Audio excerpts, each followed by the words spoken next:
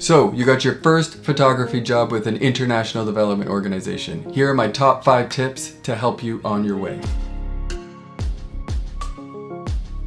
My name is Paul Beddings and I am heading to Cambodia to capture photos and stories for a health grant called Reaxin.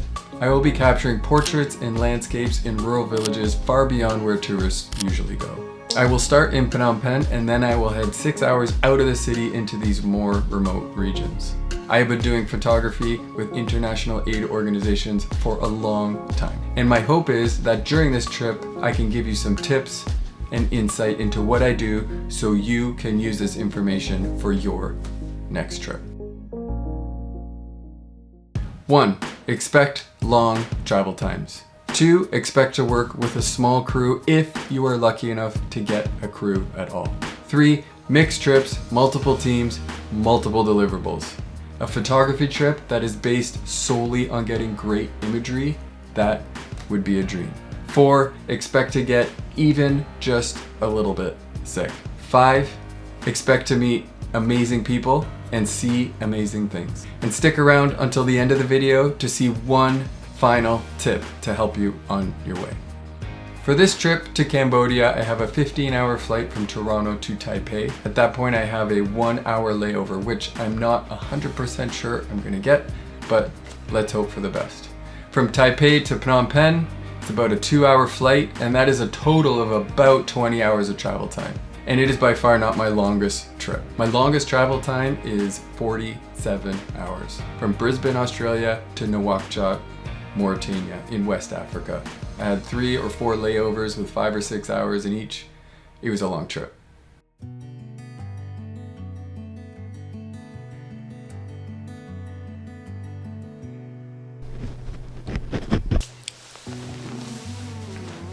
Okay, so the first thing to mention is that the travel time was longer than I thought it was going to be.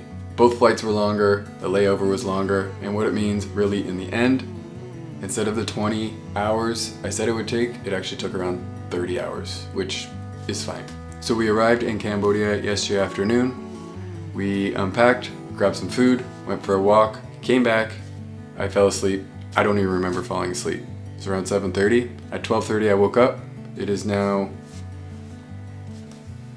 6:30 a.m. and I haven't gone back to sleep. So that brings us to our next topic. With long travel times comes the problem of jet lag. At the time of filming this, Cambodia is 11 hours ahead of my time zone. The golden rule is that for every hour of time zone that you cross, it takes a day to acclimatize. So an 11-hour time change takes 11 days to figure out. This also means that I'll be waking up at random times of the night and struggling to stay awake during the day, usually during long car rides and meetings. I actually call it the head bobs, where your body wants to fall asleep, but you're trying to keep it awake, and your head is bobbing while you're trying to stay awake. Sleep when you can, long car rides work well, try not to fall asleep during meetings, and in the end, you just gotta find what works for you. Get rest when you can. Driving. So these travel times often come into play when you're driving to the project area or driving within the program area that you're photographing within. We're driving from Phnom Penh out to the project area and it's about a 6-hour drive. Once we are in the project area, it's a couple hours each day in and out to get to the stories that we're trying to capture. This is not so bad. I did a trip to Mongolia and we were supposed to catch a flight to the project area and we missed it. So what was supposed to be a 2-hour flight ended up being a 21-hour drive across the Mongolian outback. It was an incredible drive, but it was so very long. Use these trips to get some rest, but not too much rest, because some of the sights and the sounds you will see on these trips are the best you will experience.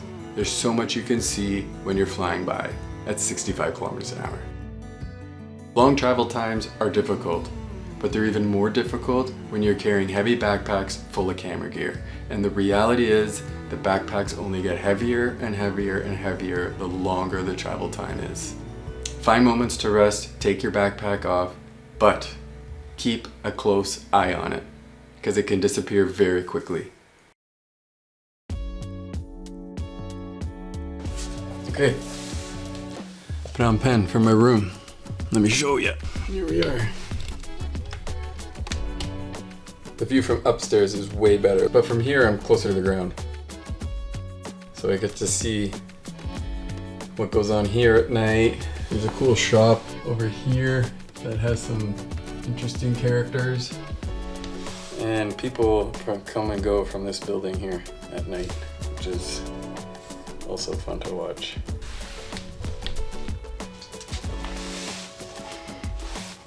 You're gonna work with a small crew, and in many cases, you are it. I'm usually a crew of one that wears multiple hats. Photography is my trade, but on any given trip, I have to do some, if not all, video, audio, photography, lighting, interviewing, drone flights, social media content capture, interviewing, did I already say interviewing? I don't know. Interviewing, schedule planning and prep, and that's just the basics. What does this mean for my photos? Well, I have to pour my energy into the format that is most important for the story I am capturing or the trip I am on. I can't do both photo and video at the same time. Something needs to give. I can't do everything as well as I can do one thing properly. So what does this mean? This means working with the organization to know beforehand what the focus of any given story or trip should be. If it is photos, then I focus the bulk of my time and energy on capturing great photos and I put the video aside. If video is what's important, then I focus my time and energy on capturing great video and great interviews, and I capture photos when I can. This being said, you have to be prepared for all eventualities. On any given trip, I travel with two cameras, a Sony a7R5 and a Sony a7R4. Each morning, I set the cameras up to be either camera A or camera B. Camera A is usually the a7R5, and it's set up to whatever output is most important for that given day.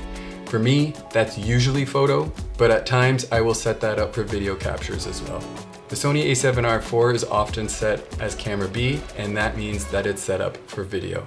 I agree, the Sony a7R4 is not great for video, but at times the Sony a7R4 is set for photo, and that's when that camera is very useful. Also, it's not uncommon that I have to switch these setups halfway through a day. So camera A can go to video and camera B can go to photo. No setup is set in stone, and things change on a regular basis. Okay, last item on this topic. In your carry-on, pack what you need to at least get your basic photo and video requirements completed on any given day so that you know you have it in country. You can't afford to not have the tools required to get the job done if your luggage gets lost. For me, this means both my cameras, all my lenses and batteries, since lithium-ion batteries have to be in your carry-on luggage anyways. My GoPro, my computer, several image transfer cables, my hard drives for storage and backup, battery chargers, at least one microphone option, extra memory cards, and a light. I think that's it. I'm sure I'm missing something, but you get the point. Pack what you need so you're ready.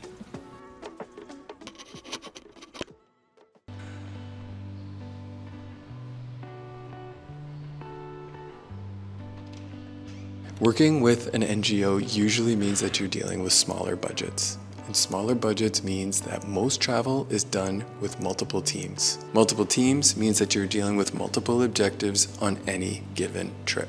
Why is this the case? Well, planning a trip, doing a conference or a project visit, bringing delegates to the field, or planning a photo and video-based trip, that all costs time and money. Bringing selected staff from multiple teams to the field for one trip, well, that saves time and money. So my first few days here in Cambodia are being spent in the capital city, Phnom Penh.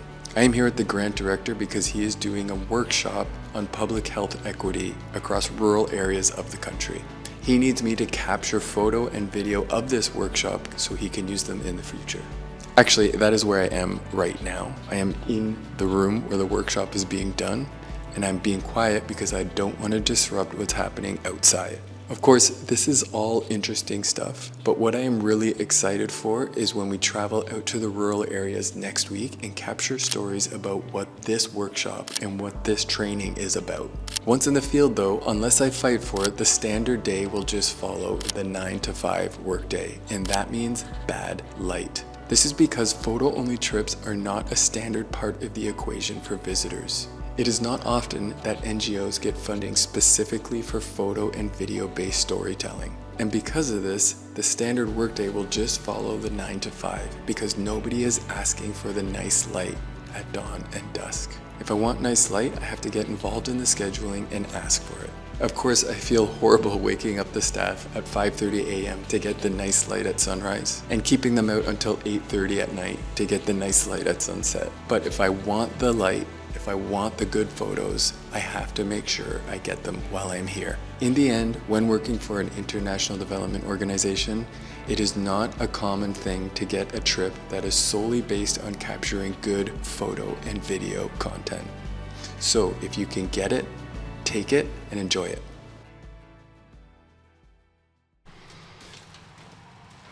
Got this one already, but the background is really bright. So I'm gonna try it again. Let's see how we go. Expect to get a little bit sick. I myself have been sick on this trip already, and I'm just starting to get over it now. I should start this section by saying that anyone traveling to a new place could potentially get sick. Jet lag, new flavors, and new bugs plague us all at some point. I have traveled to remote areas of Asia and Africa. I have eaten a whole host of foods that are not standard to my usual diet. And in most cases, I eat what is served to me unless I think it will affect my ability to work. And much of the time, I really love it. Also, I'm obviously not a medical doctor, so this is not medical advice. I'm just talking about the ways in which you can get sick quickly. And most of the times, that comes down to what you are eating. So when traveling to these project areas, I try and avoid well and tap water and just drink bottled water. I don't eat foods that are difficult to clean, specifically something like lettuce and other vegetables. And I avoid street food. However, some of the best food I have had in these rural areas are from street vendors. So if you find yourself in a place where you want to try something from a street vendor, just weigh your options, try it out, and see what happens. But in the end, it's just a matter of being careful with what you eat because you don't want to get sick. You know what else gets you sick quickly and lowers your immunity? Being tired. And as we've already spoken about, jet lag and being tired is a standard part of traveling. The first week I am here, I am photographing at a workshop in Phnom Penh, the capital city. If that was the only place I was going while I was on this trip to Cambodia, I wouldn't worry too much about the foods I was eating. The hotel chains in the bigger cities will prepare their food in a way that works well for their guests. However, when you leave the main city centers, the options for accommodations are less. And the options that those accommodations have to prepare their food are also less. Assess the places you are staying, make decision on your food intake based on what you see, and act accordingly. And again, I'm not a doctor. So go talk to a travel doctor before you go to get the medication you need just in case you do get sick. Okay, there's a really nice sunset. I'm just gonna try and catch it.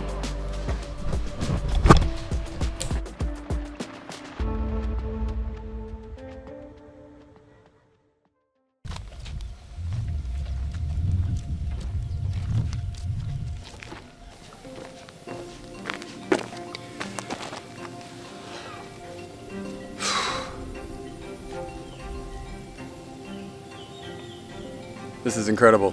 The light, the scenery, unreal. And the last thing is that you will meet amazing people and you will see amazing things. The photography bit, that's great. That's the creative bit we're all chasing. But the people you meet along the way, that's what it's all about. Without the people and the places, it's kind of hard to get the photos. The people make the trip a success.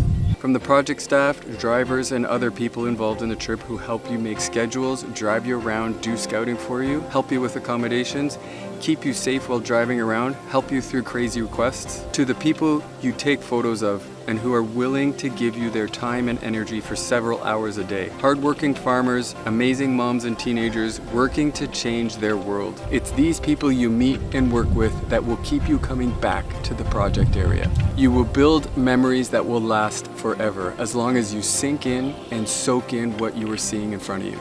The places are the same. Wide vistas, amazing landscapes, sunsets and sunrises, inspiring programs and project ideas. There are times you will hold your camera up to your face and are in awe of what you are seeing through your viewfinder. These places are stunning and you are there to capture them. So do it. Capture them and do it well. I have been doing this for 20 years and the people I have met along the way have changed my life. The things they have taught me have changed the way I think about the world.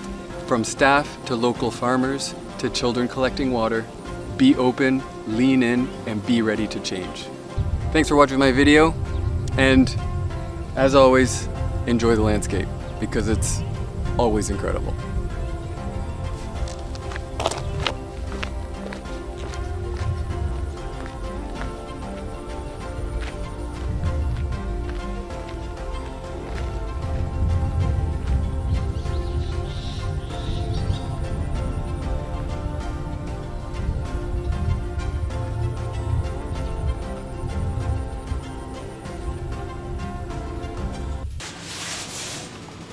You thought I would forget the bonus item, but I didn't. And it is, you just need to figure it out. Gear issues, mosquito net problems, car problems, scheduling issues, problems at checkpoints, sickness, animals, bugs, getting stuck in rivers, rivers washing out roads, security issues, flat tires, closed roads, injury. The list goes on and on. Something will come up on the trip and you will just need to figure it out. So go figure it out. It's gonna be awesome.